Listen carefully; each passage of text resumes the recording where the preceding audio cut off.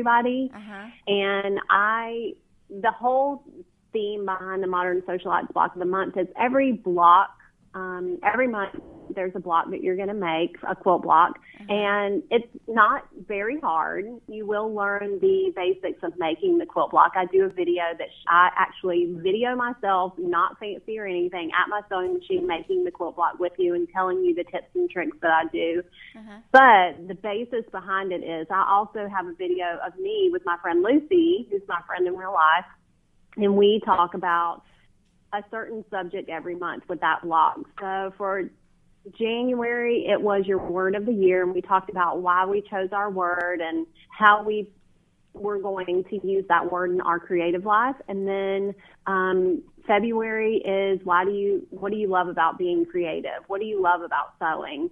And so every month it deals with something in your creative life. We're asking these questions to get you thinking about your creative life, because I feel like so much of us are online. We are all looking at everybody else's work, and it gets overwhelming that sometimes we forget that we have this superpower of sewing. And why do we do that? Why do we do that, and do we honor that? And I really wanted to honor that a lot more this year and talk to my listeners. So at the end of the year, we'll have this quilt where every month we have made a block. And some months it's more than one block, but not very many months. And you'll have this quilt that you will have went through all year and thought about your creative journey, thought about what you want to change in it, what you want to honor in it, what you love about it, how you can get it back when you lose it. And that completed quilt is going to be your 2018 creative life. And I think it'll be different every year, but I think this year I just really wanted to talk to that, and I wanted to have listeners really participate and tell me about their own creative journey. And that I can't do that with everybody on the podcast. So it was almost my physical way to do that with my listeners. So this is a membership subscription kind of thing, right? That seems to be really popular, right? I talked to Vanessa Vargas Wilson at Crafty, Gemini, and a few others, and this seems to be a trend when you have large audiences, which you do, to then have a more specialized subscription. Tell me more about the membership, that part of it, because that's, I think, really interesting that's a trend right now. Well, for me, I went with the membership. I've been wanting to do a membership for a really long time. It also includes my newsletter, The Stitch, has, an Instagram account that I'm following, and it has a recipe that I'm loving, and it has a podcast that I love listening to, and it has some other things in it.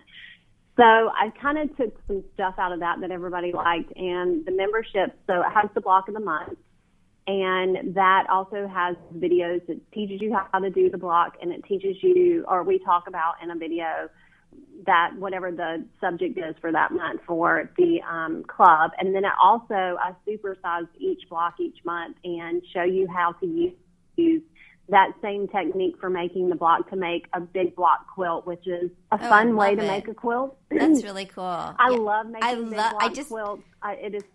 Yeah, I just did my first one with a log cabin. It was so much fun because you just have to make one block and then you're done. Like, how cool is that, right? Yeah. Yeah. And you can use a lot of those bigger scaled prints that, are really hard to cut up because you lose them. You can really use those and utilize those and appreciate those in a large scale block.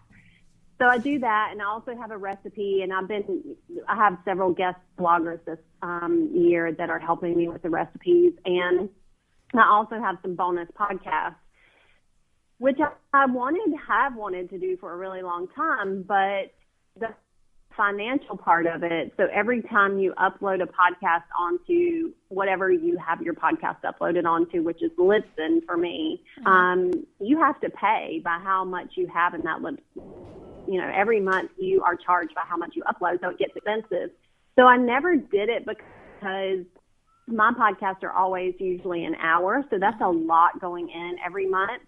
And the subscription was almost a way for me to get bonus content and to do the block of the month and do some other things that I wanted to do and not really lose money a lot. And I will say it's kind of Podcasting has always been free, and I think it's a difficult thing. It's not that I want to charge for it, but everything I do behind the scenes isn't free. Yeah. So it's a real rough spot to make it financially work to have a podcast that is always free and you're paying from the back end. So I think the membership was almost a way for me to get to know my listeners more, but also offset some of that cost. Really, that makes a lot of sense. Tell me, how did you grow your audience? Did it just happen naturally, or did you do things to grow your audience?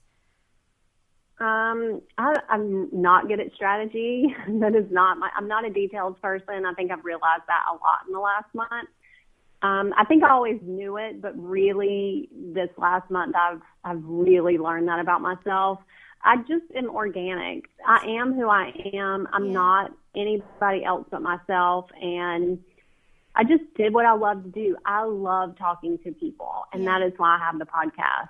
And I always ask my guests to share it on their accounts or social media or their blog or whatever. Uh-huh. And I think that helps a lot. And I've been pretty fearless in reaching out for people to be on my podcast or companies that I want to work with. I think what has really helped me is that the people who have come on the podcast have shared it, and then it just builds and builds and builds. And I really think that's how I did it. There was no real strategy behind it. Yeah.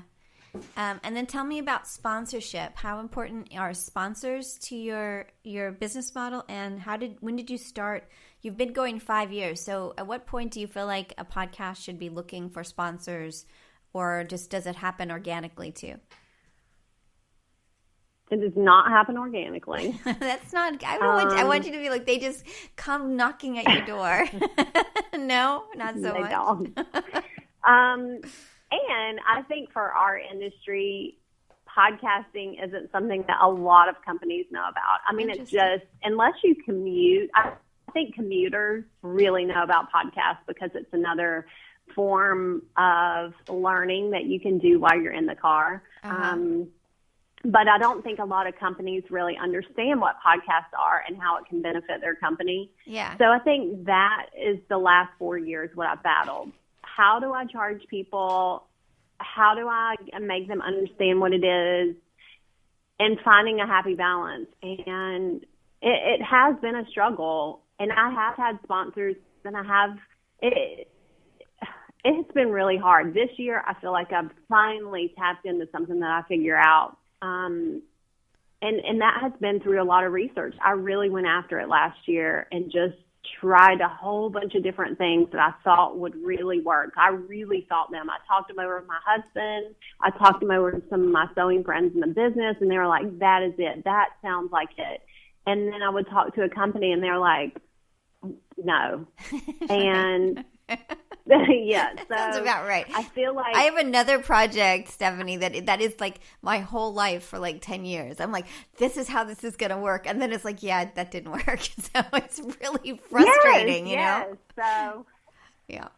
And it's so funny. I'm like, this is it. This is going to be the thing that's going to make it all work. And it hasn't. But I think those no's, I've really wondered about those no's. Why did they say no? What is holding them back from saying yes? How can I do this differently? And I think this year that has changed a little bit for me. So I have companies that I work with, and I have last year worked with several companies. So when I launched my new website, and I have on my website now where you can advertise, I have where you can donate to the podcast really easily. You don't have to email me or anything. It's all online. And now I have where you can advertise with me, and you can do it all online. It is so easy to do now, really whereas that wasn't there before.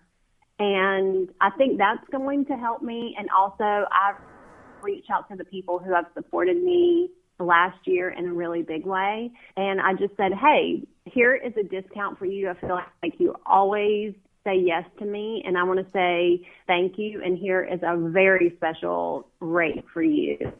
And I only sent that out to a handful of people, and the majority of them said, yeah, that is the price that we can do. And I mean, it was really a lot of homework before that, though. It was really a lot of being told no. Yeah, it's kind of remarkable how hard it is. All of this is very challenging. Yeah. You make it look really easy. Well, and so it's nice to hear struggle, you know?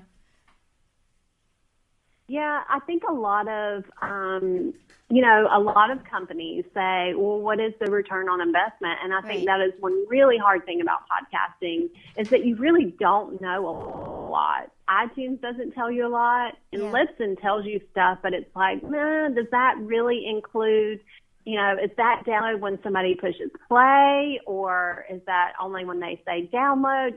Those numbers aren't really a lot. And I know I could probably go to podcasting seminars and do a lot of podcasting, research and stuff, but I do this because I love to be creative and I want to know other people's creative stories. I don't do this because I want to learn all about podcasting. Well, that is just the truth to it. Yeah, I want to sew. Yeah, and your numbers are amazing. So, like, you're doing whatever you're doing right. So, there's not any reason, I always feel like that's for when things aren't going right. You need to go search for answers, but you figured it out somehow. So it's remarkable. What about like giveaways or coupons or contests or any of those kinds of things? How do you feel about those in terms of the podcast? Like, what role do they play in your business and in the podcast? And what are your thoughts about that? Well, if one of my listeners, when I did the Modern Sewciety Club, she signed up right away. And I said, oh, you've always been so nice to me. I'll send you something. She said, well, I expect to get it in 2 months because I know how bad you are at mailing. And which made me love her even more.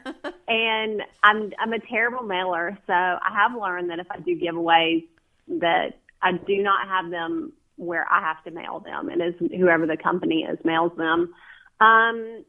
I have 2 thoughts on giveaways. So my first thought is they're amazing. They bring a lot of traffic to your website when you do a blog hop or something, which a blog hop is, say somebody has a new book coming out and they want you to either make a project or review it and put it on a series of bloggers that they have like within a week. So you will be somewhere in that week and then somebody will come before and after you.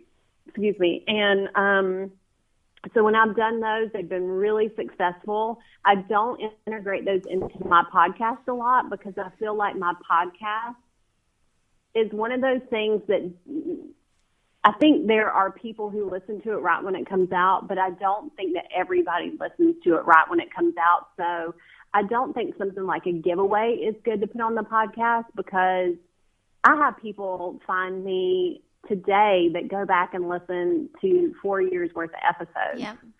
Yep. You know what I mean? I'm one of those, right? That's the hard part. Yeah. Yeah. I think, so I don't think that they have a place really on my podcast. Yeah.